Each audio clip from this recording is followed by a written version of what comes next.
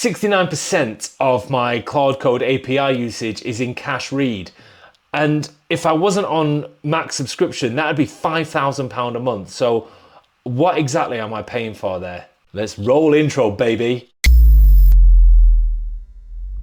So let's walk through it step by step. I open up Claude Code and I put in my prompt, Fable, make me a game, make it Halo 6, make no mistakes. And I press enter and that's sent off to the Anthropic API.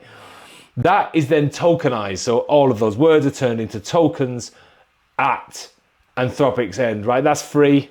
Very nice of them. They'll tokenize it for free. What those tokens do is then become vectors. So those initial vectors, think of this like top trumps. So these vectors have got those dimensions on it. And those dimensions are like strength 10, speed 50, like a top trump card, right? It's a vector for a word or a token. So I in my prompt, it's got the word game. It's got the token for game in there. Now that can mean many things, right? I could be talking about certain birds. I could be talking about football. I could be talking about loads of different types of games. So what it's doing there, after grabbing the initial weights, we create KV pairs. These are notes against that KV pair.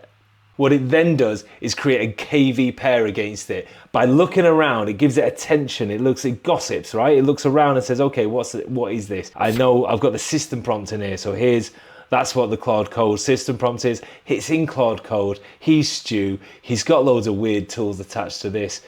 He's talking about a computer game. So then the weights, the dimensions on that are then changed. This KV pair, the notes against that particular game reference, okay, I know this is a computer game. I know this is Stu. He's asking me to make Halo 6 and he's asking me to do it with no mistakes. I can do that. So then that's the initial prompt. That's all cached. This is all going to be cached then, which kind of makes sense, right? So then it's going to generate, it's going to glance over this KV pair. It's going to glance over all these notes that it's got and it's going to say, okay, let's generate the next word. The next most likely word from all of this is stew. And then that's going to be part of it as well. That's going to be put in, that's going to be part of the cache. And it's going to go Y, glance over everything, do, glance over everything, you, glance over everything, always, glance over everything, glance over everything, ask, glance over everything, me, glance over everything, this. So then there we got the full response. That's sent to me then. That's sent back. I've got the response. I then respond, just do it. Just make no mistakes, just do it and send that off. So then the cache is now all of this, all of that what we just talked about, apart from my new prompt. And then it's going to do the same, pre-fill and work on that new prompt. So this makes sense when you think of it in terms of my context will get up to 700, 800,000 tokens. That's like $8 worth of words. So it's caching a huge amount. If it wasn't caching that huge amount, which is much, much cheaper than usually processing in, it's like 1/10 of the price. So if it wasn't caching that, it would be more than £5,000 a month. So I'm grateful for it.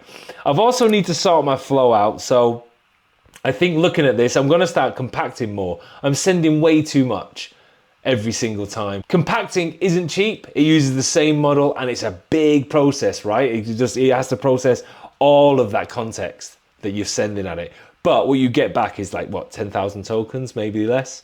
So you're bringing it right back down. You can imagine an editor, if you can create a diagram for me, it's sawtooth, right? So it's getting more and more expensive. The more turns we have, the more it's getting more and more expensive. Huge majority of that is cash. And then boom, on compact, it goes back down. This sawtooth, compact, talk, bang, compact. When using the Laravel AI package, make sure that you've got ephemeral cache control turned on for the Anthropic Lab. I learned that the hard way, so make sure you've got that on. And when it's generating as well, it's always glancing backwards. So the cache always has to be the same. If you're going to include a timestamp, if you're going to use tools, make sure that they haven't got like dynamic names to them so they don't change when we're throwing that back. Or either the arrays, it's got like really stable array keys in there. But yeah, man, pretty nuts that if I was hitting the API raw, I'd be $5,000 a month in. A data editor, whatever. name is. I was looking through my Claude.